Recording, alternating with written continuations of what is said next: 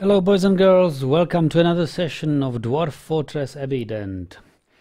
We have just made it in time so that we can trade with the elves. You almost missed the caravan, but once I saw the announcement that they were leaving, we quickly wanted to trade, and there was no time to bring any more goods to the depot, so we were lucky enough that our clothes and trinkets which we have created or crafted have had enough value for the elves to trade in the two wooden cages in which the black bear, male and female, were caged in. So we've got them. Hello Kay, hello Ferko. How are you? How was your migration wave, Kay? And did you manage it? Did you survive it? Did you survive the winter?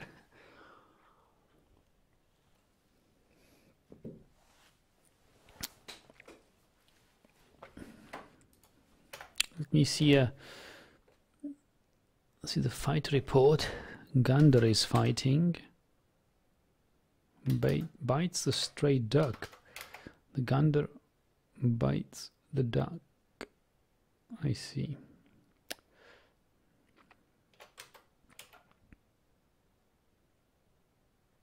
Yeah, that's right.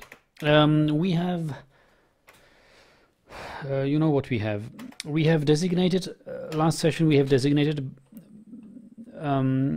many sheep to be butchered, because we have lots of sheep offspring. All these red S's are, what are they called? Lambs. Lambs. And so I'll just keep one ram and two sheep. Everything else will grow, and we must keep it low, because these animals, their stock grows exponentially. Last session we've also realized that one of our dwarves, or new arrivals in the migrant wave, in the spring migrant wave, likes kangaroo cheese. So evidently you can, or apparently you can milk kangaroos and you can make kangaroo cheese. So that's something we should look at.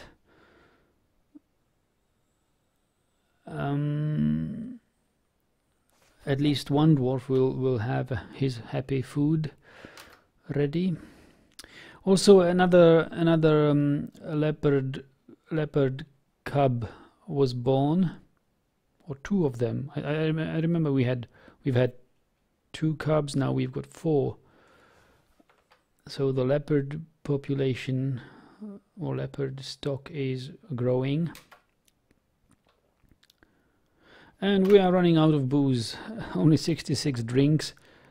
But new drinks are underway, although two fields are entirely rock nuts. Here is sweet pods and sweet pods. I guess we can. We don't have any more sweet pods, so let's grow some plump helmets instead. While we are processing the sweet pods, then this mason over here is probably no longer necessary. This stockpile is no longer necessary here. It's what is this? Oh yeah, there was a thing I learned in the forums a couple of sessions ago, or shortly after we started Abbeydent. I mentioned that I prefer to make rock pots instead of wooden barrels, for the one simple reason that the rock pots have a greater volume. They can have more things inside, more food stored inside them. This is no longer true. They changed it. The raw files where this is all defined for Dwarf Fortress have changed, and now that barrels and pots have the same capacity. The advantage of having rock pots is, of course, that you can sell food in rock pots to the elves. They will be offended if you try to sell food in wooden barrels. And slight disadvantage of rock pots is that they are slightly heavier, unless you make them from ceramic. Ceramic is quite light, so ceramic pots are a good thing to haul. However, since I don't have a clay embargo, clay is imported and it's slightly short in supply, I will not make any clay pots. I don't mind hauling them heavier and slower from time to time. What else has happened? Yeah, well, we have proceeded with covering the barracks. So half of it is already covered. We have started covering the temples. We have decided that we want a library. I think we will have our library over here in this area. This will create some sort of a street here around these barracks and the manager's office. The street will be here, there will be library, and another street will start to form along the library on the other side here. So there will be like a street here, and so we will start having streets here, or paved roads. So this is the stone stockpile which I'm preparing for building the library. Original intention was to use this stone stockpile to build some sort of a tavern or kitchen here, but since I'm not too keen of to have any visitors getting drunk and eating much more food that we can produce, that I will postpone the tavern until very late.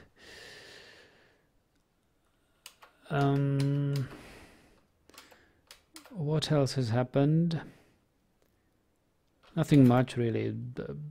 We're just mining out some more veins in the future magma trap. Yeah, it's almost everything is cleared by now.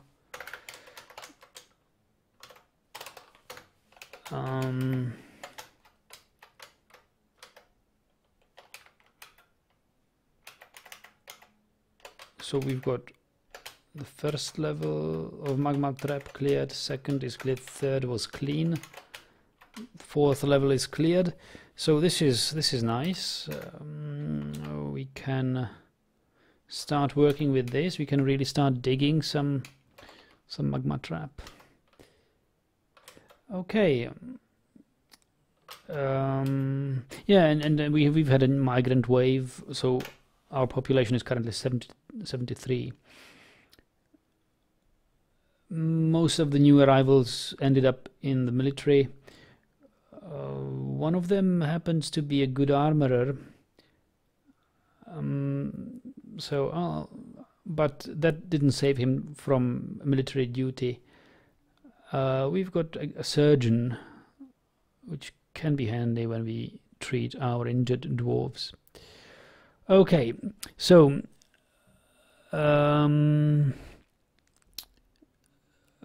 there was a question in the previous stream about the value of the things we are selling to the elves, and somebody was wondering what did we do that our wares have much higher value. The trick is to have legendary crafts dwarves. I usually have only one dedicated bone crafter, one dedicated metal crafter, stone crafter, whatever, so that they skill up fairly quickly. And once they are legendary, they produce masterwork items more often. Masterwork items have many more times the value of the item, increase the value a lot. And also other thing I increasingly started doing only recently is decorating the items. If you decorate stuff with bones, gems, studded with metal, just it improves the value significantly. Also, when most of our trade goods we've traded were actually tattered clothes. Now, tattered clothes don't really have any good value, but when I'm making clothes, I usually queue up like 5 pieces of clothes, and then I do sew cloth image. And sewing cloth image is like a decoration for anything. I mean, you can sew cloth image on, probably also on leather. I'm not sure, but well, so this way, if I have it queued up like this, the clothes maker who is making the clothes, suppose he makes a shoe, then he gets the task sew a cloth image.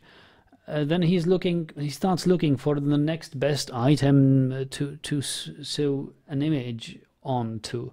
So either he finds its favorite piece of clothes somewhere in the clothes stockpile, or he'll just grab what he produced just a couple of seconds ago and start sewing cloth on it. So this way we produce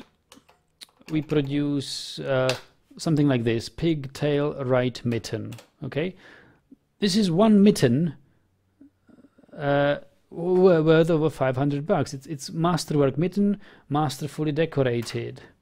Yeah, our clothier is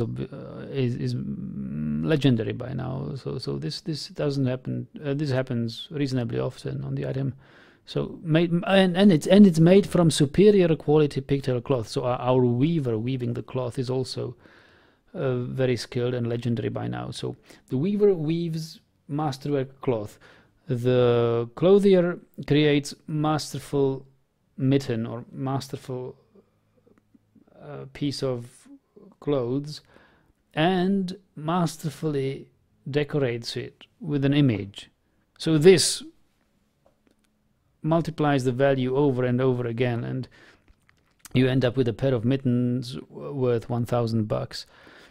So even if they are tattered, if it's like 1x, one lowercase x tattered, it loses 25% of the value.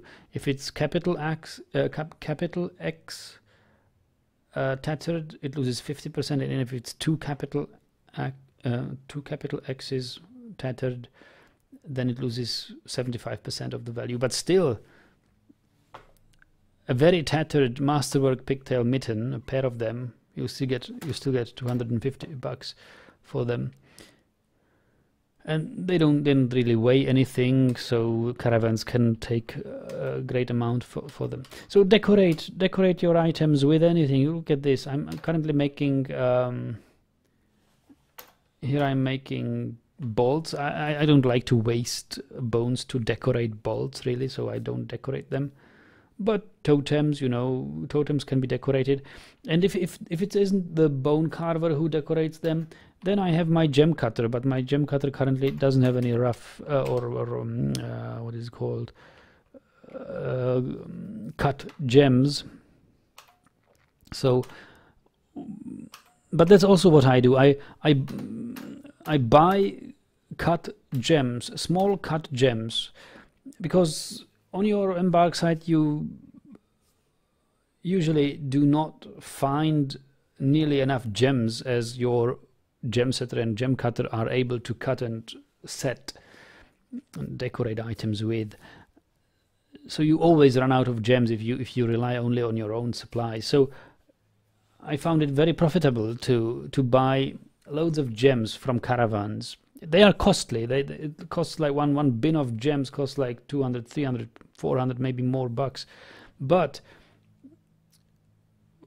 it contains many gems, and with this many gems you can decorate loads of stuff and sell it back to the caravan or gift it to your king or whatever. So it will come back multiple times in value. So that's what I do.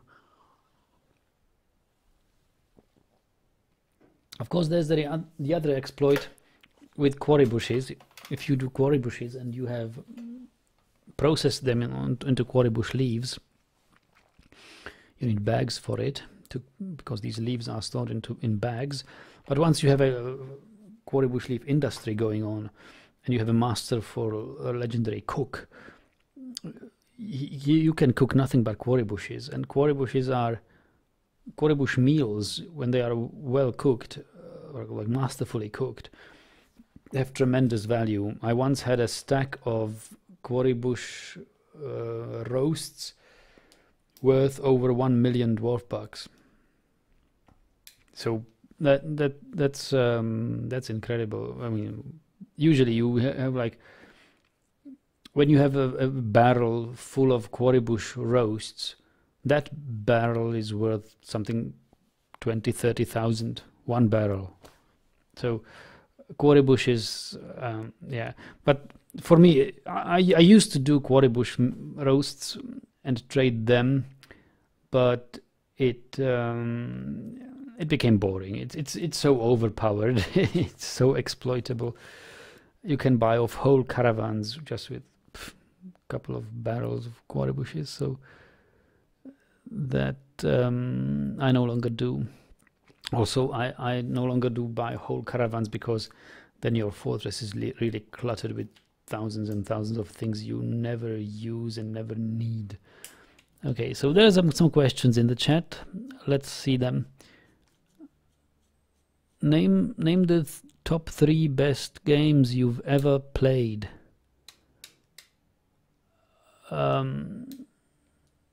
Yeah, I think Warlords 2 is one of them. Warlords 2. Then what was such a good game? Number 1 would be Dwarf Fortress. I won't. But what is number 2 would be probably Warlords, and number 3.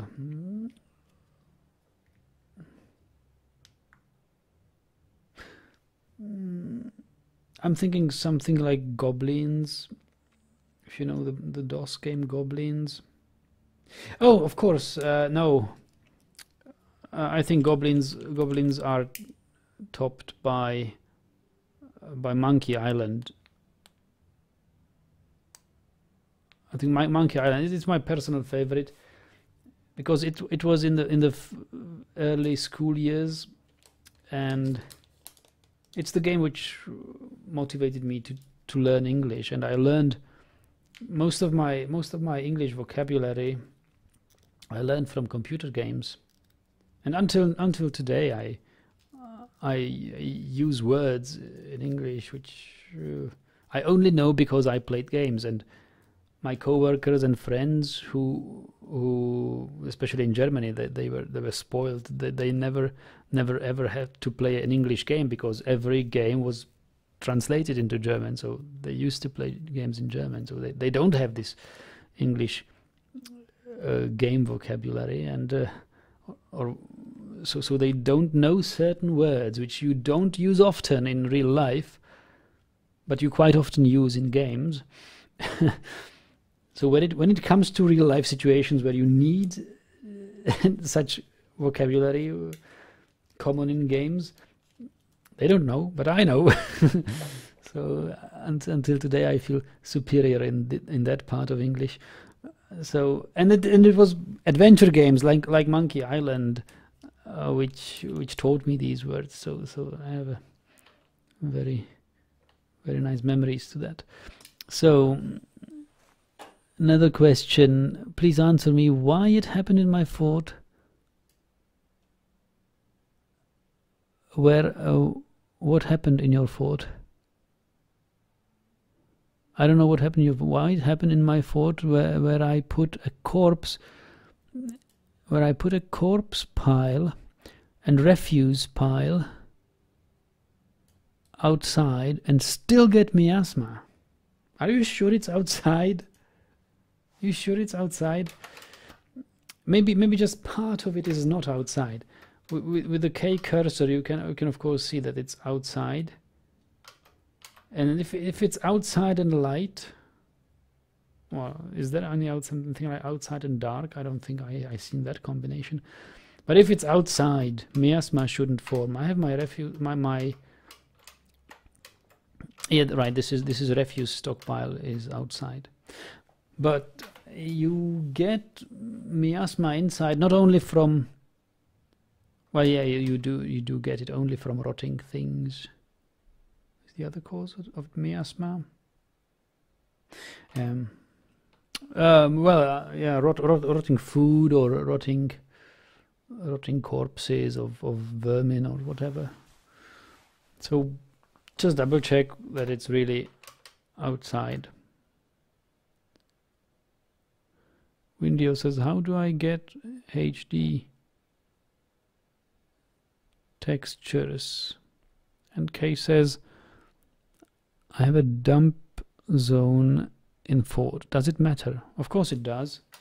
Yeah, if you have a refuse stockpile outside, the things on the refuse stockpile won't rot, or they will rot, but they will not produce miasma. It will be dispersed in the outside air. And once you dump things from the refuse stockpile, like I do, DBD, like dump these things. I have a garbage dump right here. This is my garbage dump, these 3 tiles. And it's also outside because they will rot further. So if you dump it and then the dwarves haul it from the refuse stockpile inside to your dumping zone inside, well, then they will rot inside and miasma will generate. It's always good to have, well, either know your dumping zones. Dwarves, or when you designate something to be dumped, at the time of dump designation, Dwarf Fortress looks what is the nearest dumping zone where dwarves could dump it, and then as the dumping jobs of these items get generated, dwarves haul it to the nearest dumping zone. So even if you have a dumping zone outside and you are dumping something from the inside, it can happen that if you have another dumping zone inside which is closer, then dwarves will actually dump it to the inside, not your outside zone. You can, if you hover with the Q cursor over your, no, sorry, with the I cursor, with the zone cursor above your dumping zone, you can temporarily disable it. Like if you have dumping zones inside which are closer, but you need dumped items to be hauled to your outside dumping zone, so you can just press A to deactivate the dumping zone temporarily and then activate it later. You don't need to remove the zone and designate it again. So yeah, you should make sure that dwarves, before you designate items which would otherwise be dumped to your inside dumping zone, just take a while to deactivate your inside dumping zone and leave only your outside dumping zone designated, active, and then designate the items to dump, and dwarves should hold it outside.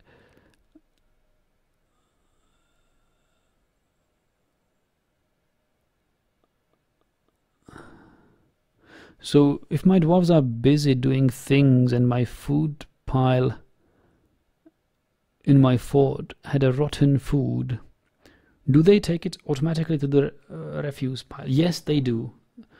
Or refuse and no, I don't think a refuse, but either refuse zone or a dumping zone. I don't know, but they will look automatically for a dumping zone. But it can take them quite some time. So if you before this dumping job gets automatically generated, if you designate the rotten food for dumping manually, you might be luckier and it might get dumped quicker.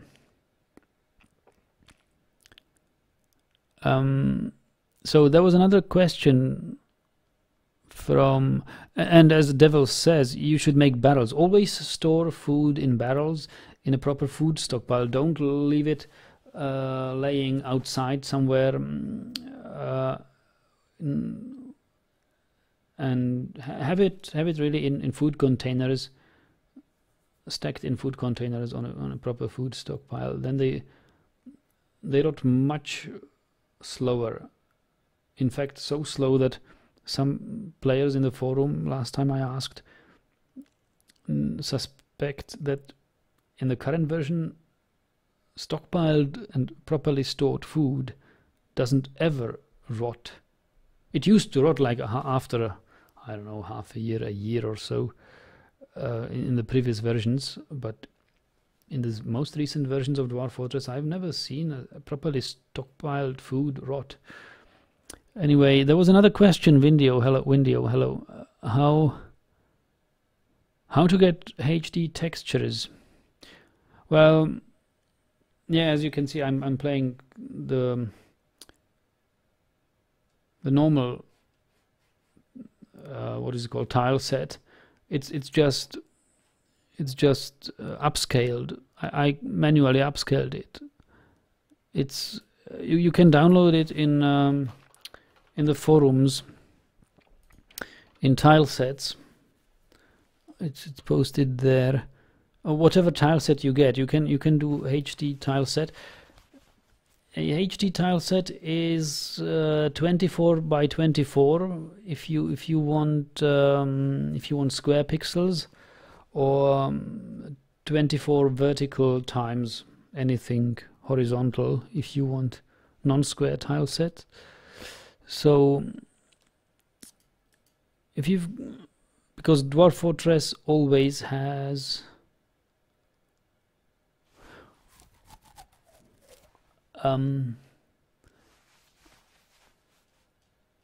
Dwarf Fortress must have a tile set which or is as wide. You can customize the width and height of the window, but the minimum width of the window is 80 tiles, no less than 80 tiles. And of course, in a 1920 by 1080 resolution, 1920 divided by 80 is exactly 24. So 24 pixels. You should use at least 24 by 24 pixels. Where is this tile set thing? Tile sets and graphics.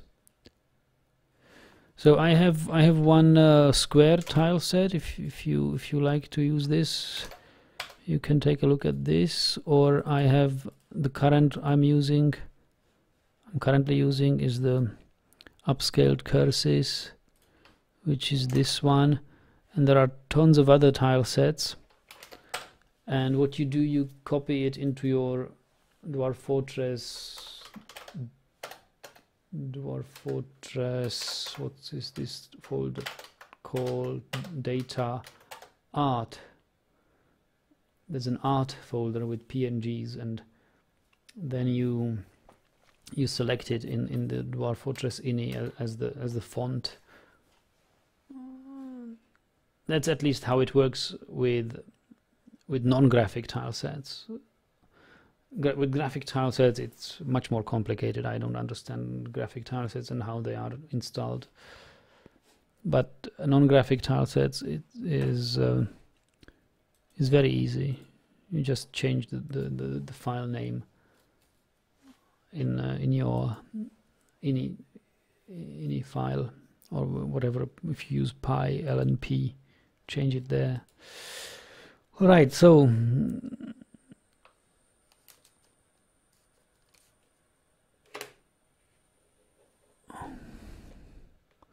one last question says, "K, my dwarves don't ever dump anything in zone. I have to do it manually, right? Because I had the zone for stones." Ah, yes. If you use dumping zone for quantum stone stockpile, that's fine. You can do that. but you have to make sure that no rotting vermin remains will land in the stone stockpile or in the stone dump. Yeah, that's right. You have to manage that, and if you have a thing rotting there and you want it to be dumped, if you have some quantum stone stockpile in a dumping zone, you have a rotting thing there. Even if you claim the thing, so you have to, the items which have been dumped there, you have to reclaim, right? Like DBC is the command for it. DBC reclaim. And even if you reclaim the rotting thing and you designate it to be dumped again, a dwarf will come, touch the rotting thing, and leave it on the very dumping zone. It will not move a tile and will still remain there. So that's where the deactivation of the dumping zone kicks in. You should deactivate the stone dumping zone, claim the rotting food thing or vermin remains, designate them for dumping, and make sure that the closest available dumping zone is somewhere outside, and they should haul it outside then.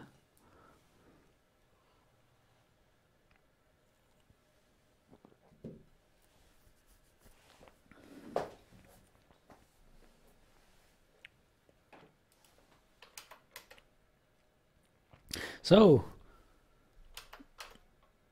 let's play the game. I'm not sure whether we have even unpaused it since we started streaming. There is rock blocks being rutile blocks, okay.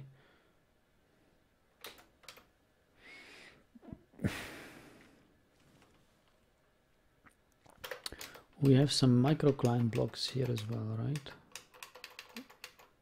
No, not really too many, but we've got some rutile blocks. So rutile blocks,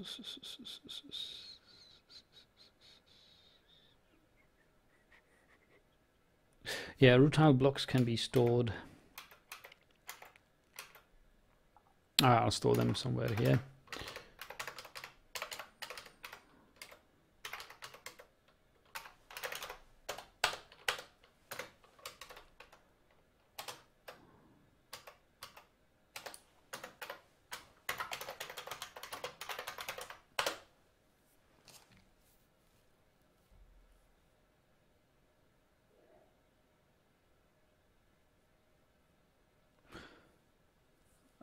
You're asking whether I have the link to Warlords. Yeah,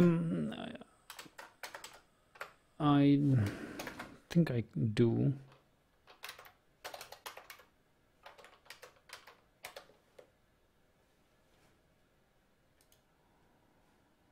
I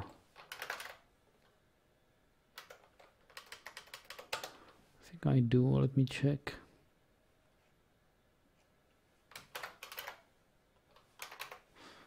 Yep, I do. But you need DOSBox to play it, right? You can,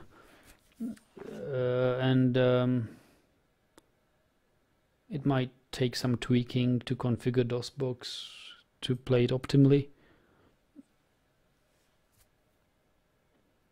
And I have a series on my YouTube channel for Warlords 2 where I play through the tutorial scenario and have a couple of campaigns played through. So you can watch me there if you want to see that.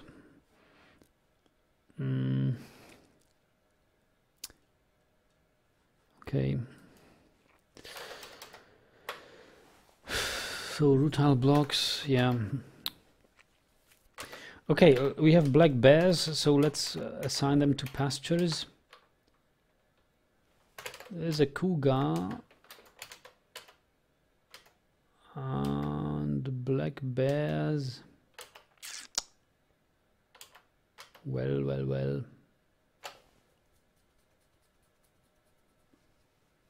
Black bears are not no grazers, are they? Or are black bears grazers? I need to see.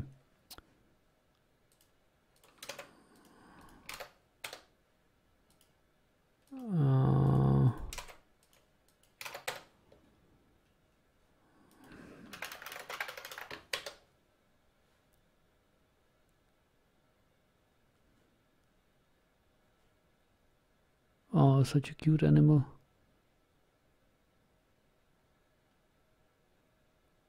Wait a moment, they say no hunting war trainable. Okay, but they can be trained for war, but not for hunt, right?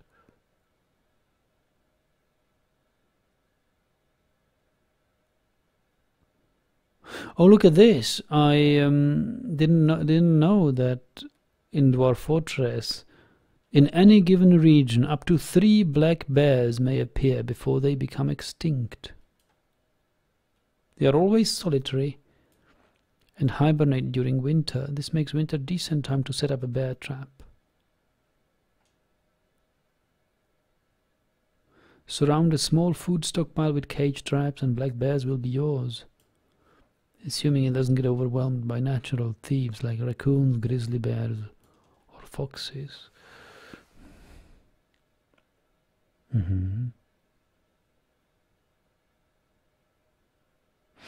Okay.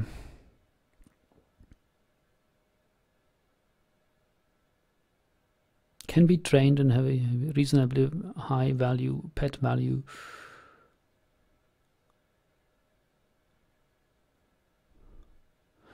Oh, however, unlike grizzly bears, black bears cannot be trained for hunting or war without modding. Okay. I guess I cannot train black bears then.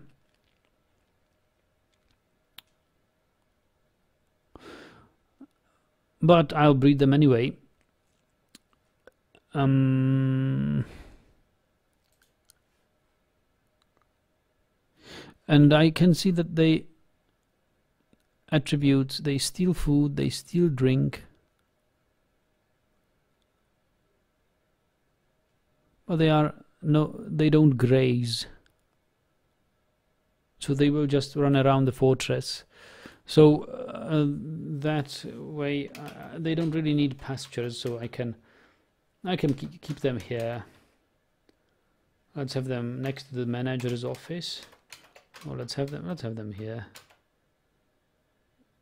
Make a zone here. Pasture, and I will search for tame black bears.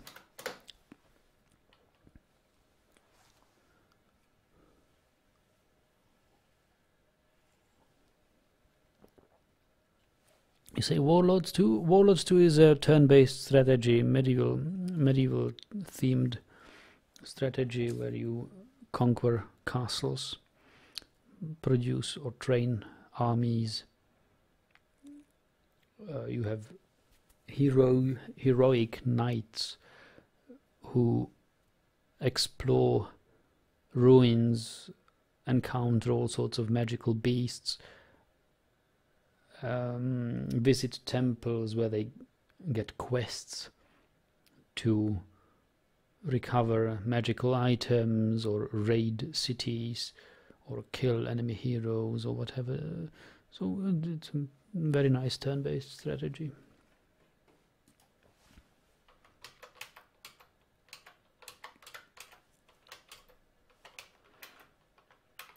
It has beautiful music.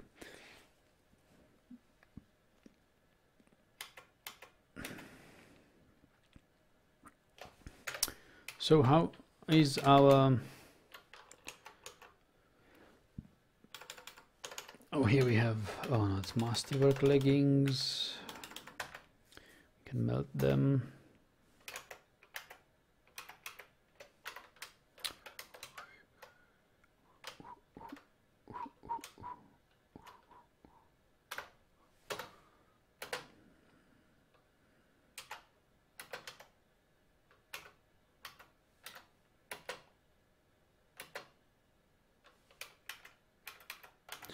And I see that a large clay pot. We could use some more pots.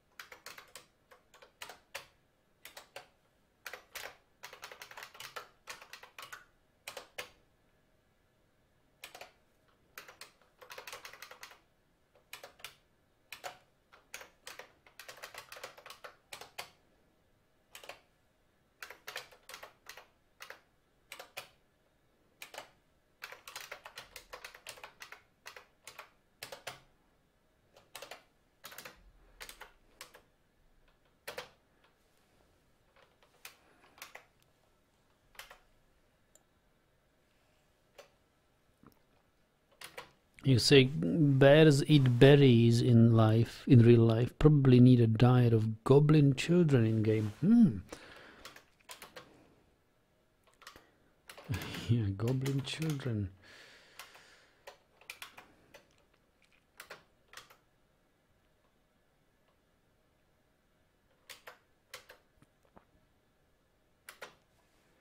So we would have 0 idlers, but we have 1 idler because one of them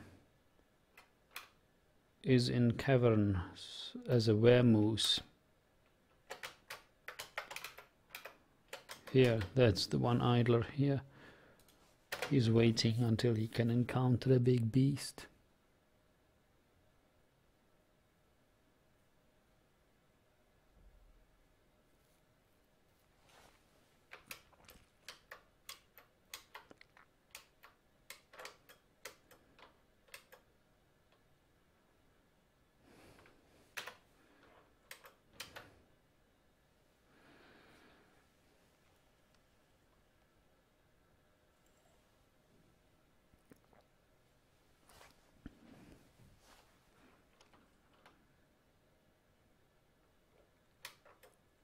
Oh, there are 2 bears here, look at them.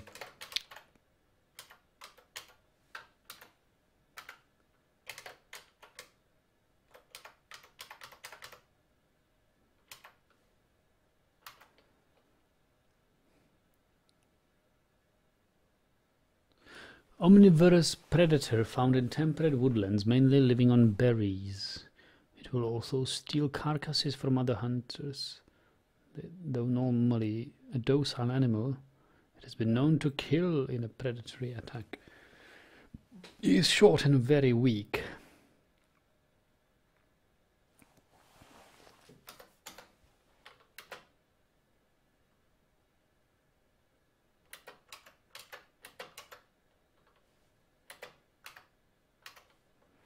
Oh, masterpiece armor, masterpiece armor.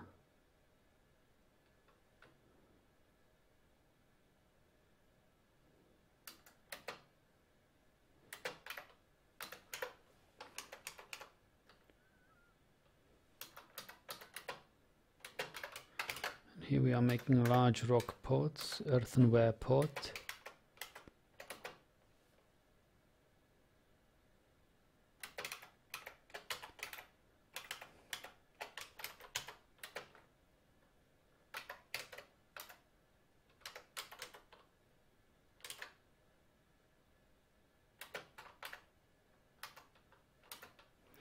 Look at this, sheep wool cloth, sheep wool bags. So this is how I do this. Look at this. He is decorating sheep wool bags, which is sort of a shame. But yeah, and we've got lots of sand bags now, so we can produce glass. Well, toys.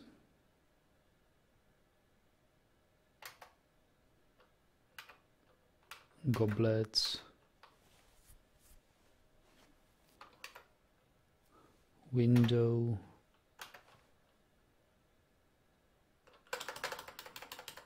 Tube. Vials.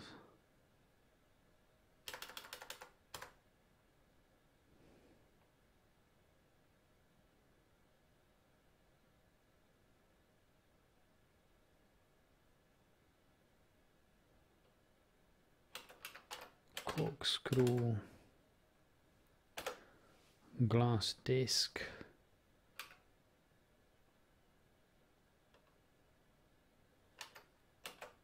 ball, blade.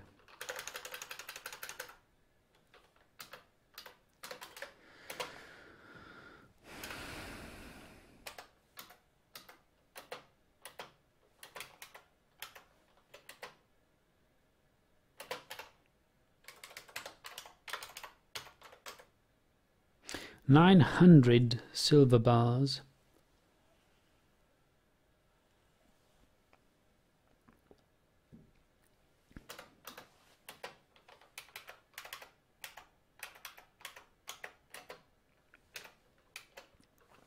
Yeah, we will soon start our steel production, for which we will need flux stone. And flux stone is found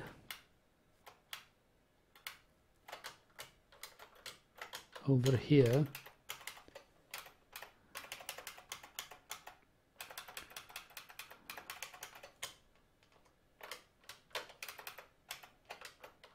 This is our marble. So let's mine it.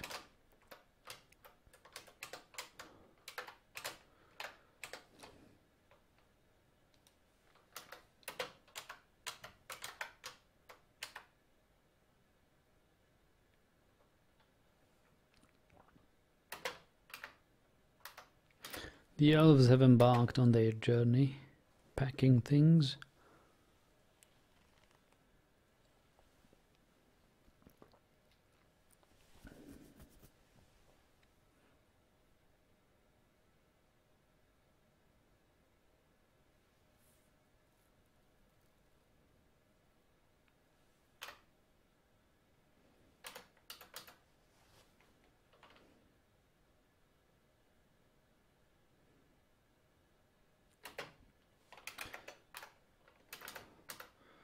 "58 drinks." But I think by now we've got some more plants to brew. Yeah, we've got some plump helmets, so we can start brewing.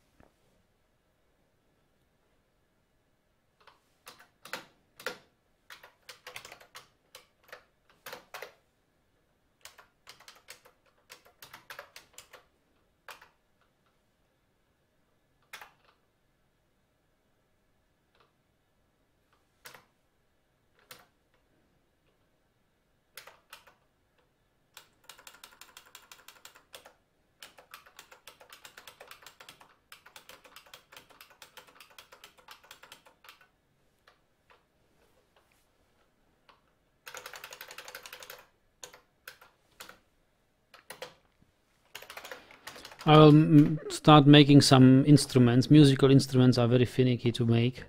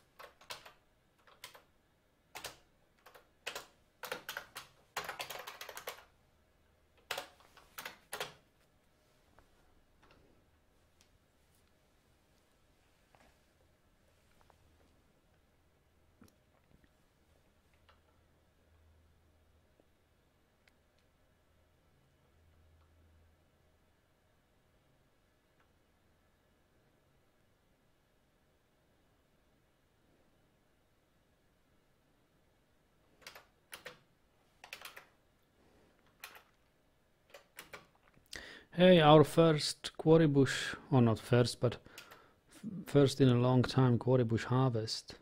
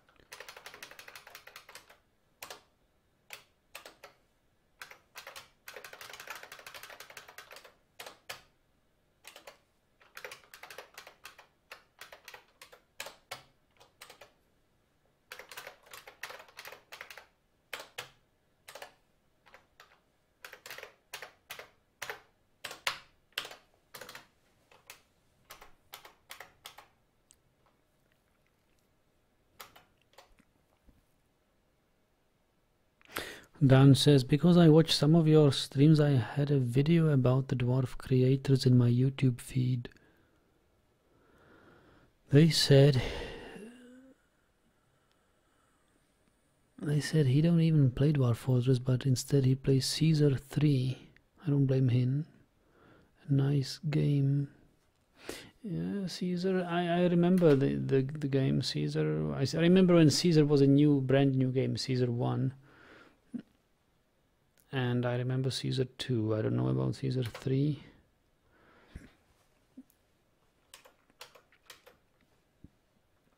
But it was something like a nation building strategy, right? Where you conquer countries or cities and build them, build some structures in there, grow your military. Hey, we have a horse. I didn't assign the new animals to the pastures.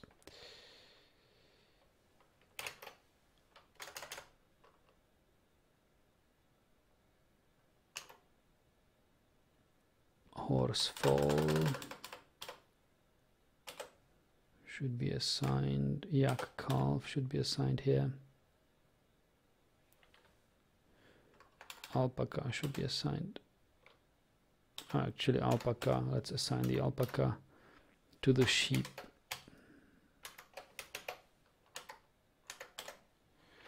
Okay, then we have a KV. KV. Let's assign KV here.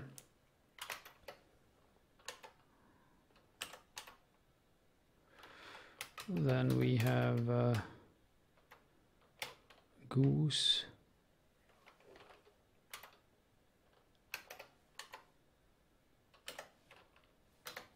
Then we have a poult.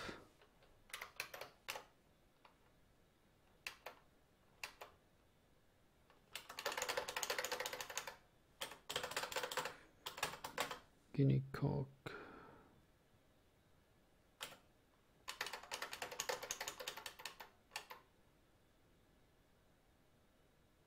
Oh, we must geld dogs.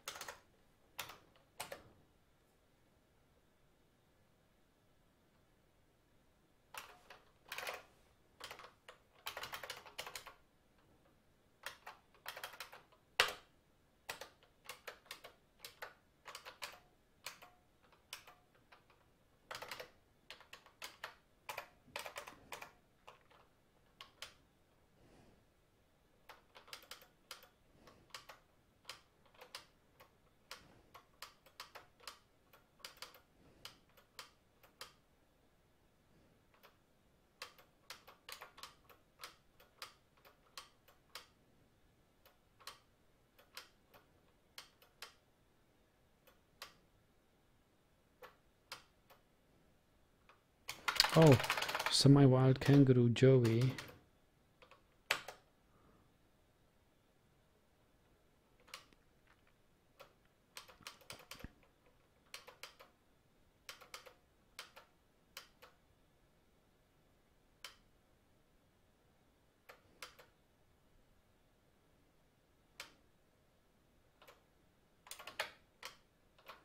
Where are these dogs?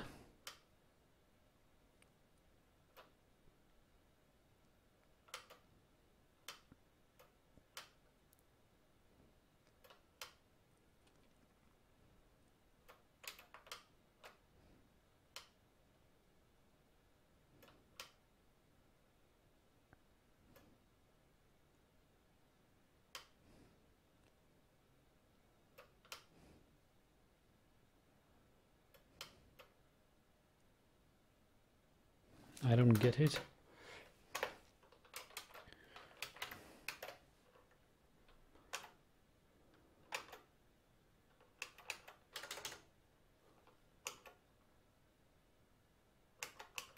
Oh, all of my male dogs are gelded already.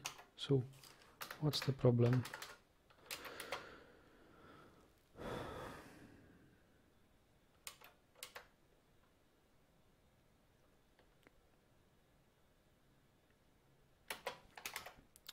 So it looks like we've got some quarry bushes ready to be processed.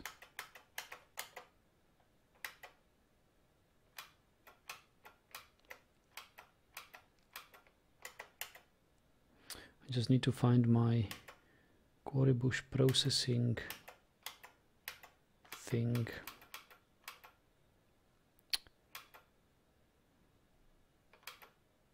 I know I've had it somewhere.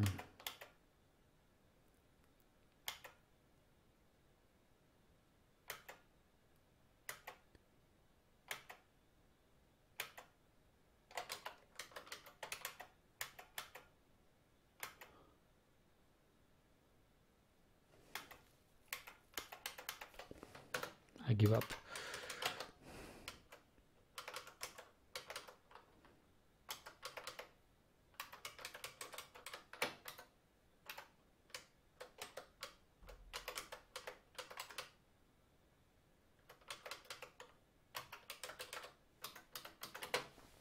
I'll just see where they are holding them.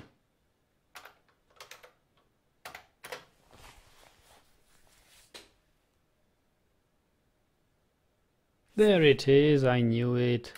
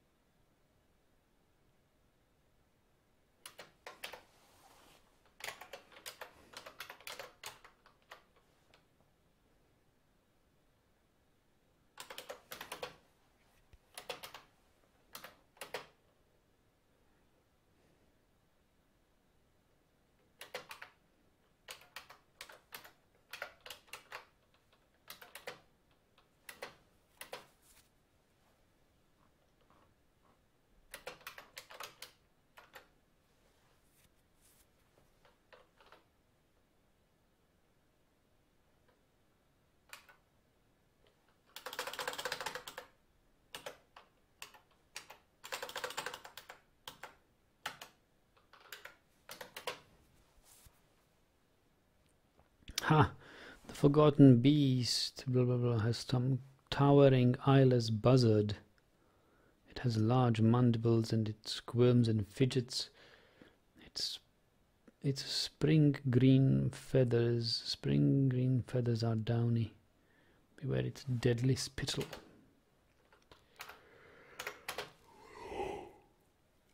Well, it's on the very, very deep cavern layer.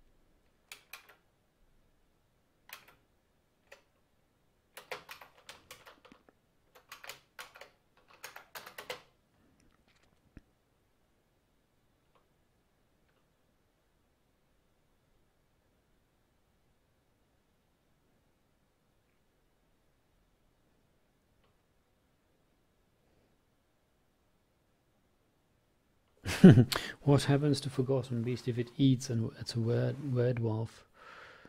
I guess nothing. It has to be, from the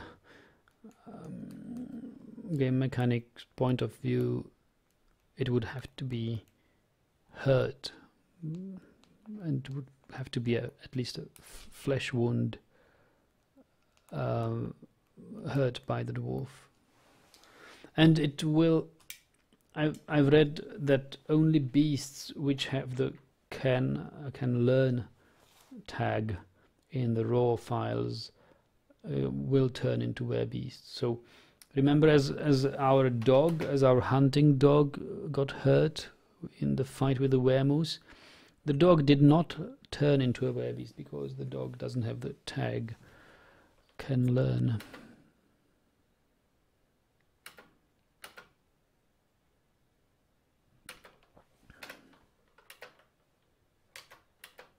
What's up with this dwarf?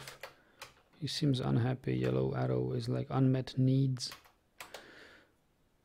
The amount of practice that goes into mastering skill is so impressive.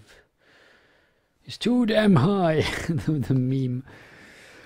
Within the last season he was annoyed being out in the sunshine again. Well, get used to it. We are an above ground fortress.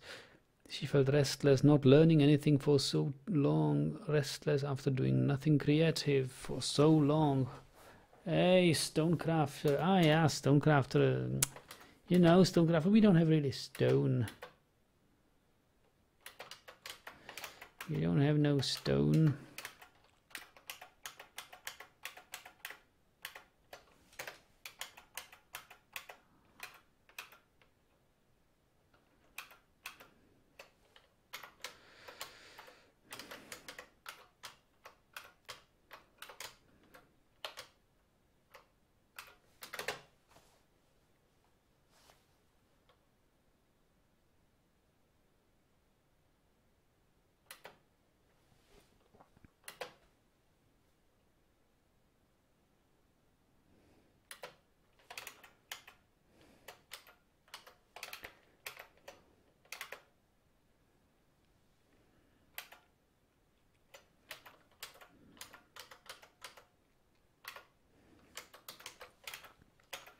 Yeah, we can smelt tetrahedrite ore.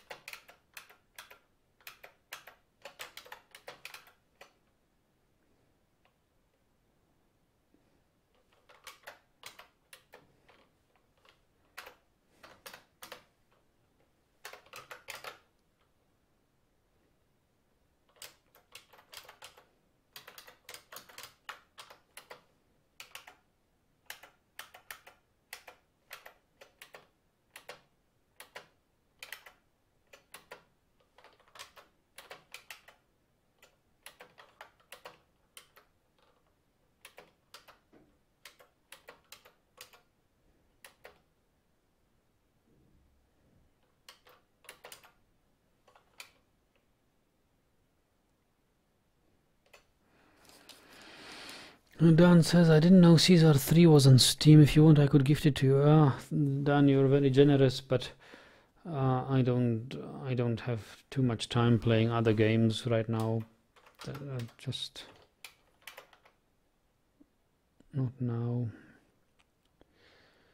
Or, I mean, I don't know when I will decide to play any other game than Dwarf Fortress or iRacing.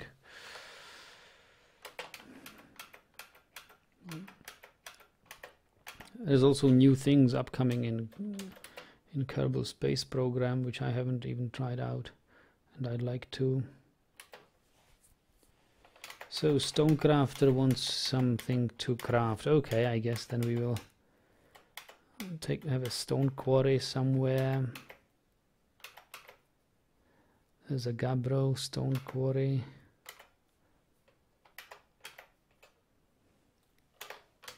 We'll need Gabbro mechanisms anyway. So let's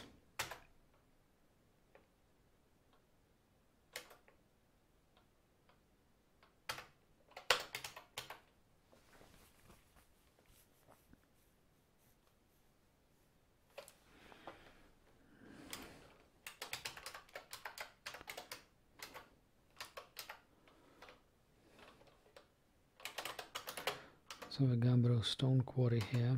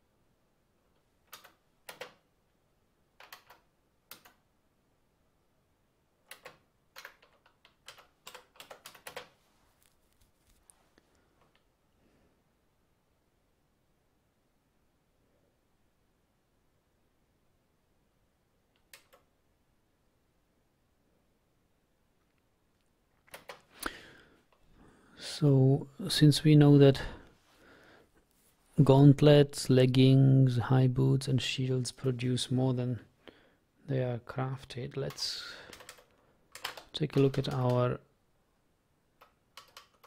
legwear and check out copper leggings. We will melt copper leggings.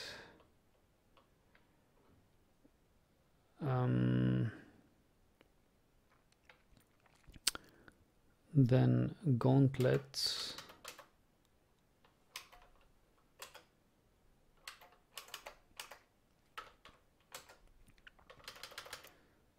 copper gauntlets,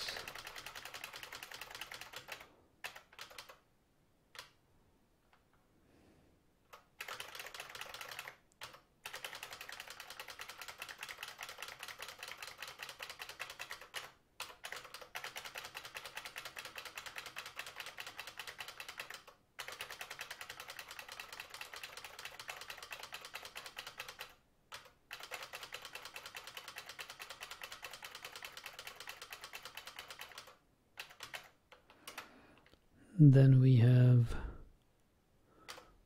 copper high boots,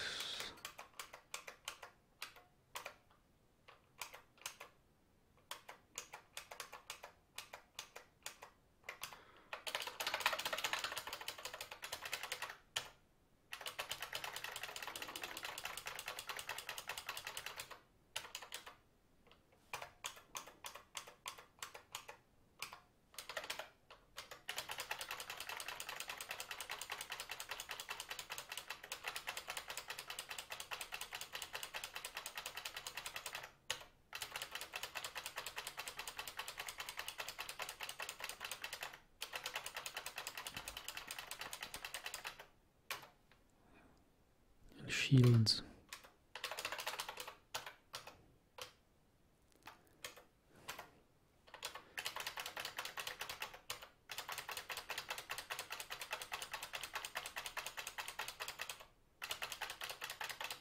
Leave only masterwork.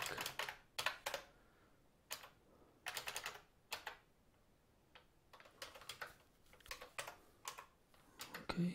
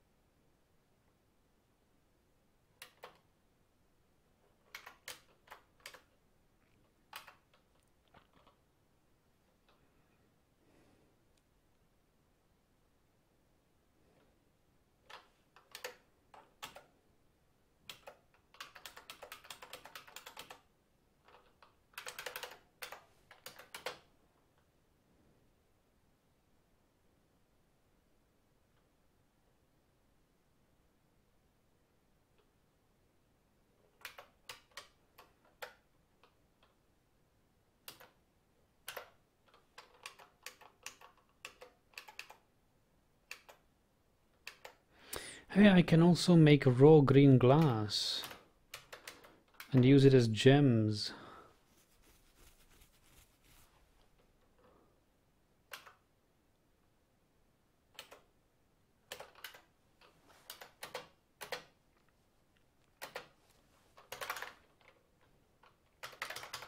I completely forgot.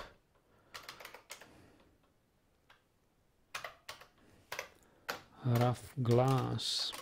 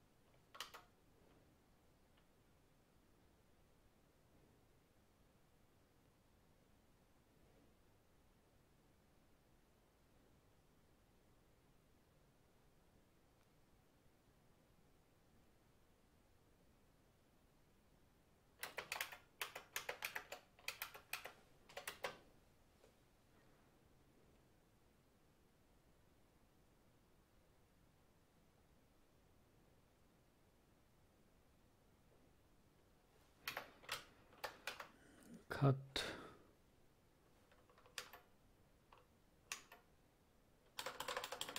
green glass.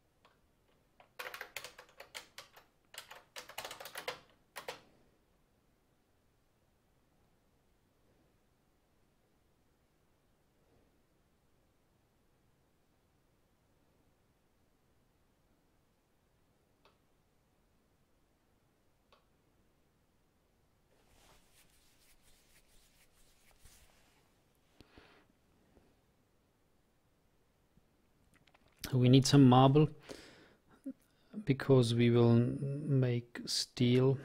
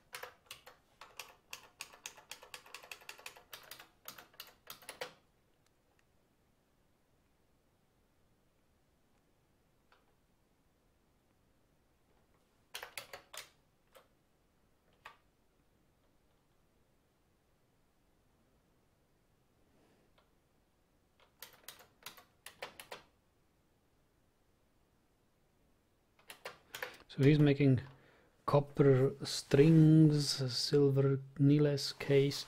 So we have some instruments here.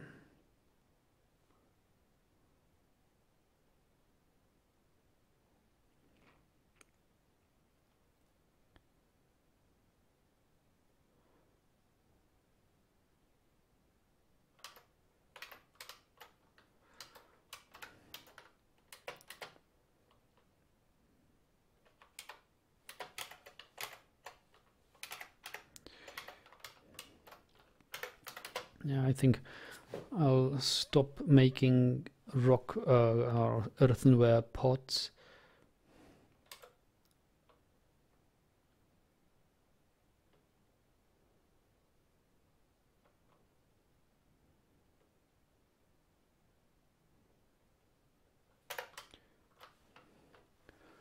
Cut green glass gems.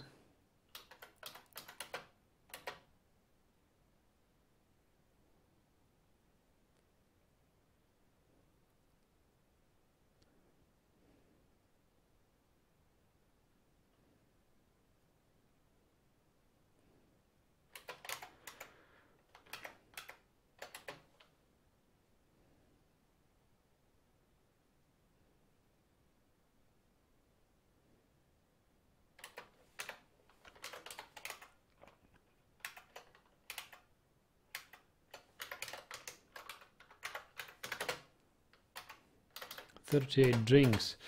Looks like we are getting a drinking crisis.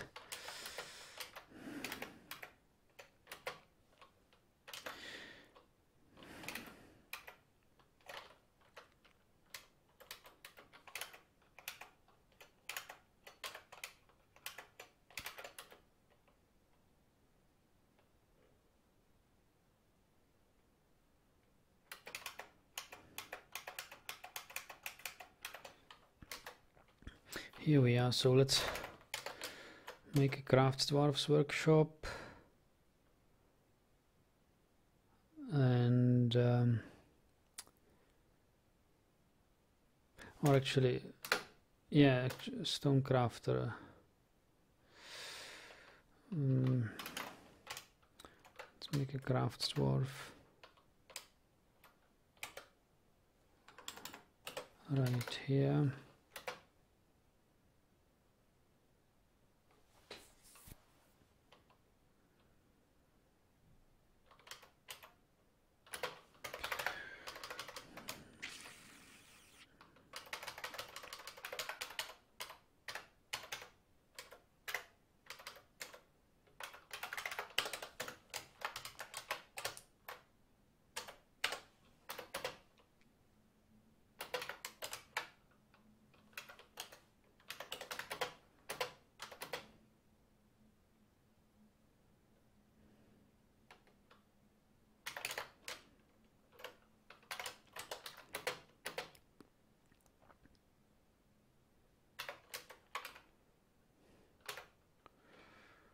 Rock crafts.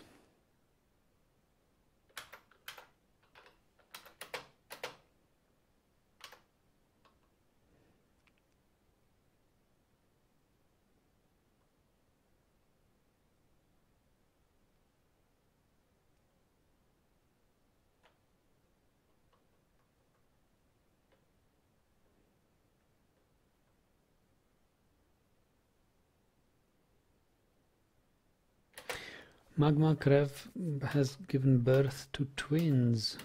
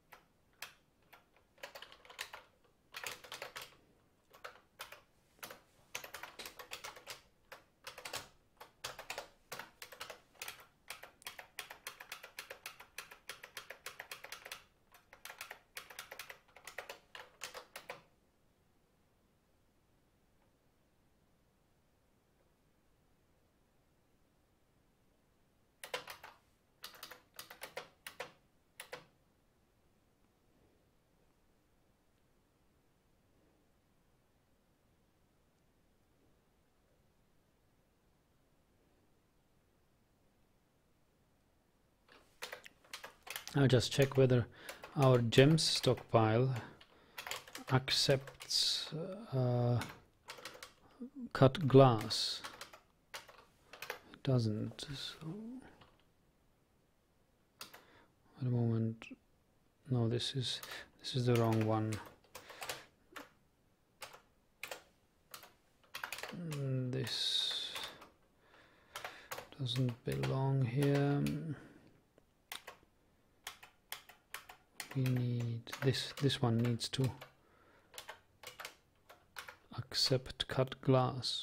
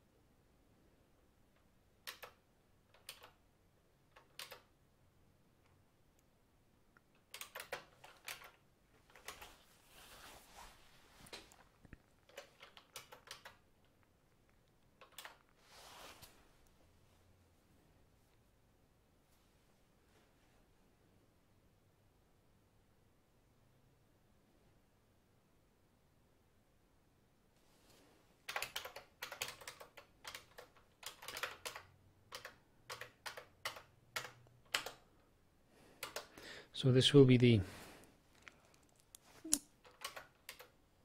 one corner of our library, and I will need to plan how our library will look like.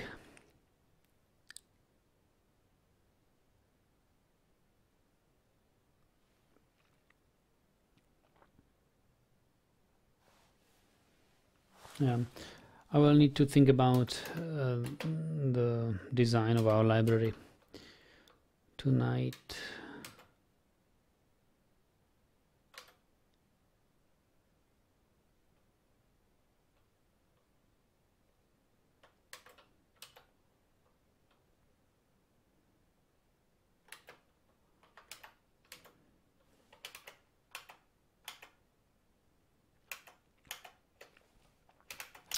Oh, and I remembered we want some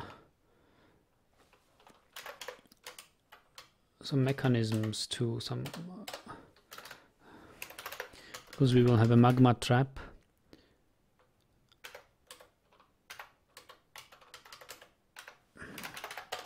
So we will want some magma safe mechanisms too.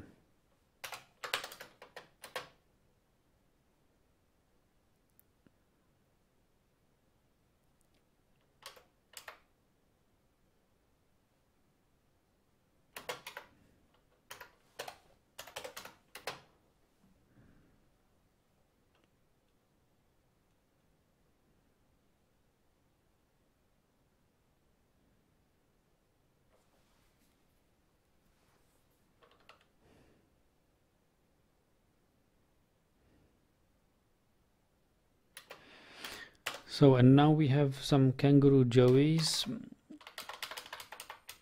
We need to train them.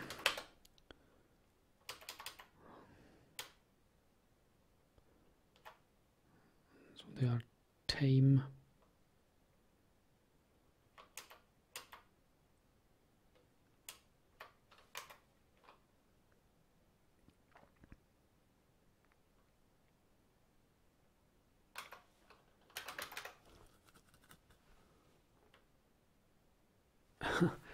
I need okay, yeah, I need one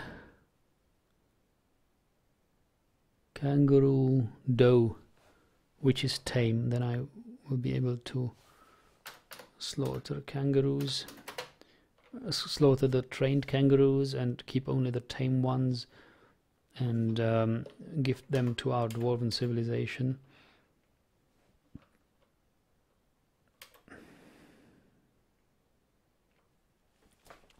And it is now summer, guys. This is the time where we call it a session. We will continue this tomorrow evening. Over the day tomorrow I won't be at home, but I will think about the library design and have some short-term goals for this fortress planned so that we actually do useful things. All right, thank you very much for watching and joining the stream. I will see you tomorrow. Good luck with your own fortresses.